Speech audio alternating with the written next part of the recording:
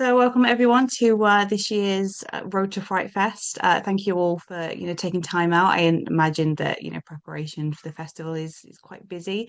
Congratulations on the Caretaker being selected. It's screening as part of the First Blood strand, which is kind of programming within the festival, which champions sort of like new voices within the genre sphere. So I guess the obvious first question is, how's everyone feeling about the selection and the forthcoming screening? Very honoured.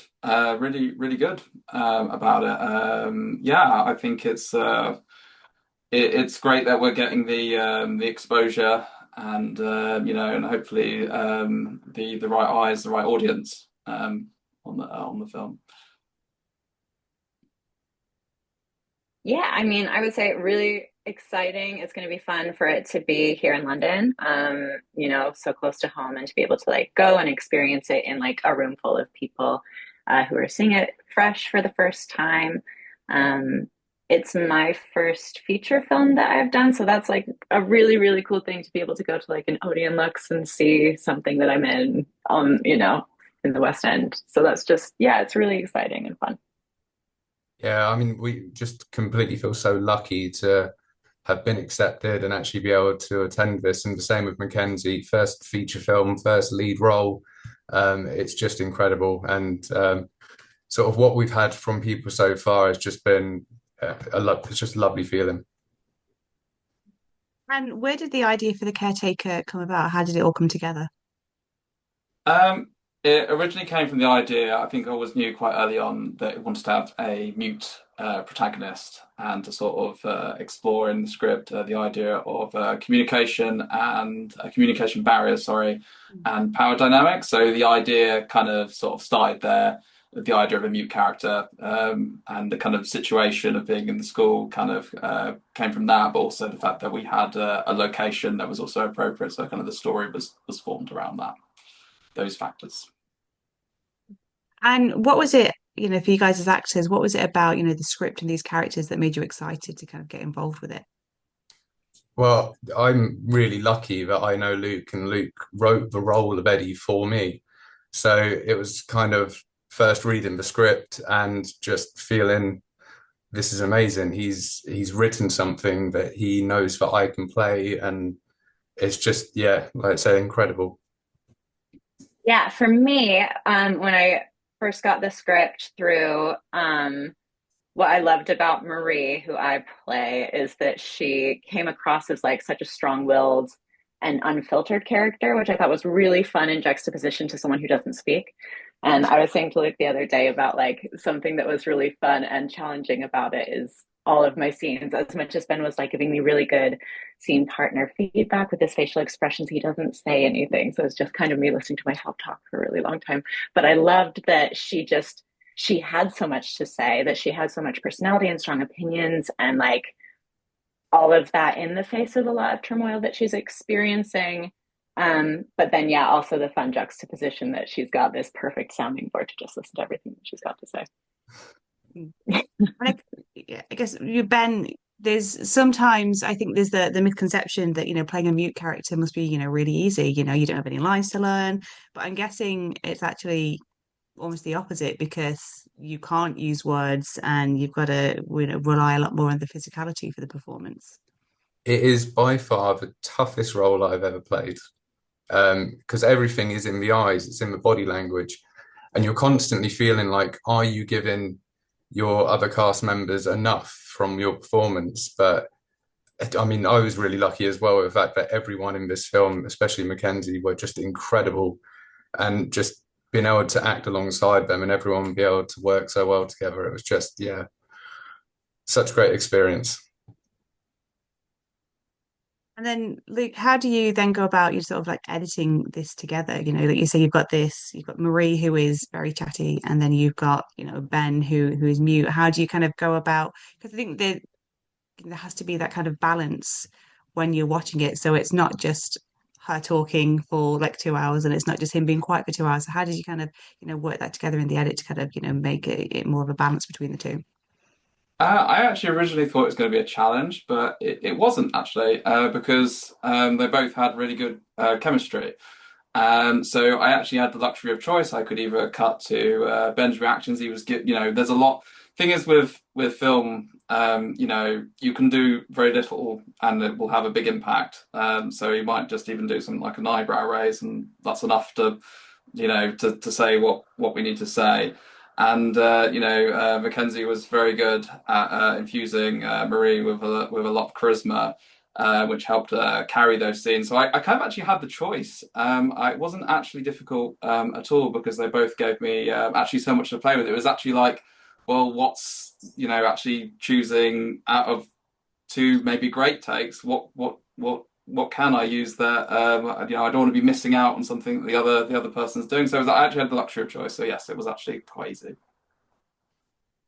The school takes place at the school. The story takes place within the grounds of this, the building of this prestigious school, and I think the location it just helps so much, particularly with a lower budget, production. There's already so many production values there. I mean, you mentioned that, you kind of already had that location in mind. How much did that sort of help when writing the script to be able to go, I know that we've got this location. Well, yeah, you kind of we were able to sort of form the story around it, but also it was a case of you wanted somewhere that felt quite grandiose, but also quite what's the word, intimidating as well. And the thing is, because we were lower budget, we knew we wouldn't have sort of enough be able to do lots of school kids extras, so we set it out term time. So the school feels a lot more kind of oppressive and scary because there's just nobody there, and it's this kind of lonely, isolated feeling, which obviously adds to Eddie's predicament.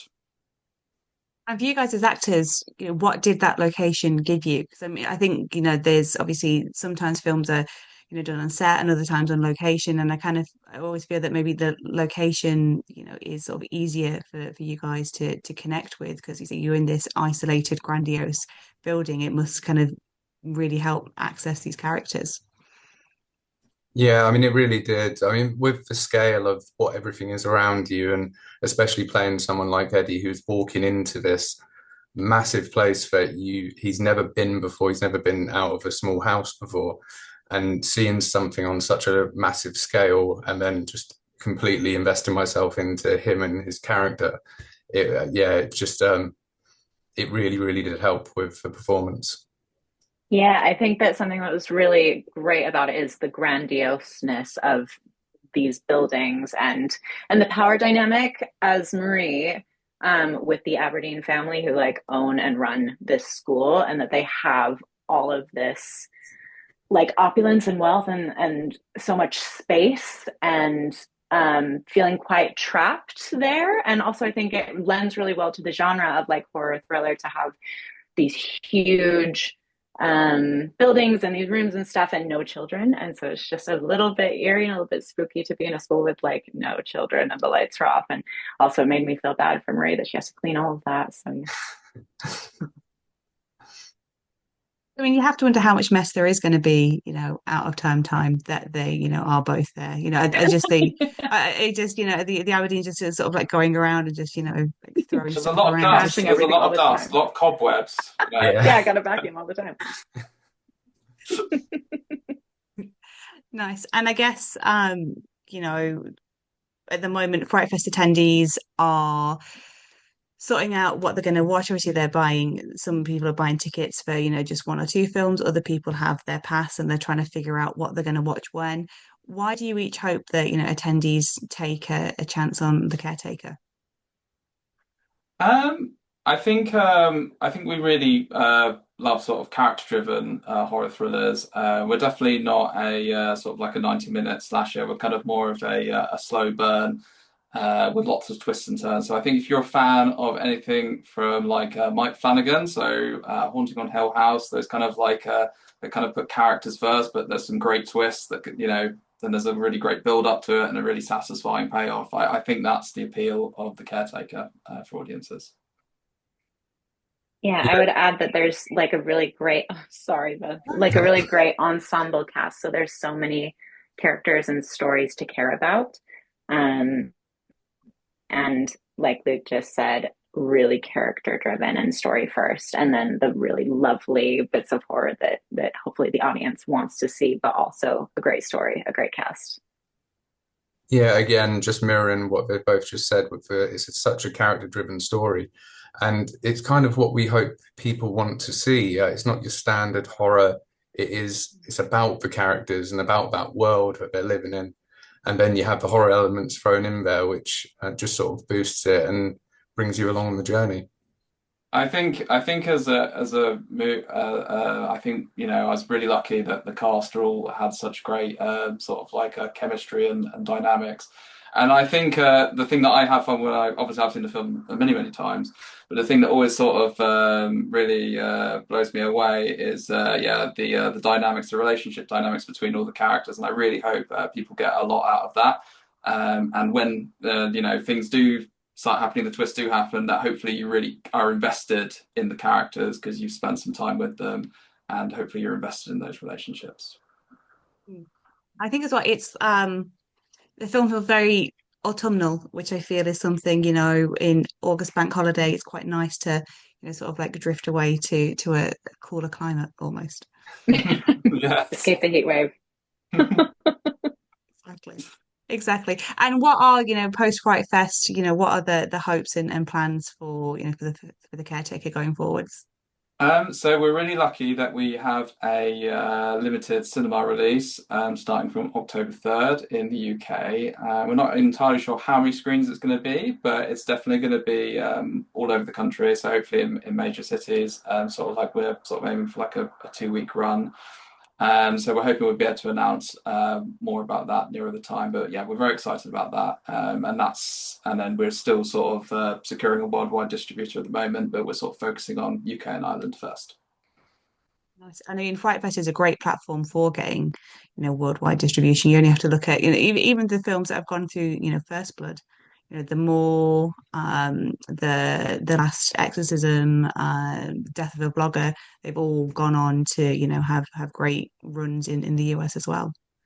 Yeah, it's great. I mean, Fright Fest has a really sort of diverse range of films as well. So I'm really glad that we were able to be sort of slotted into the lineup this year. There's some really good ones. Well, I wish you all the best of luck with the screening and thank you so much for your time. Thank you very Thank you much. very Thanks, much for Kat. having us. Thank you.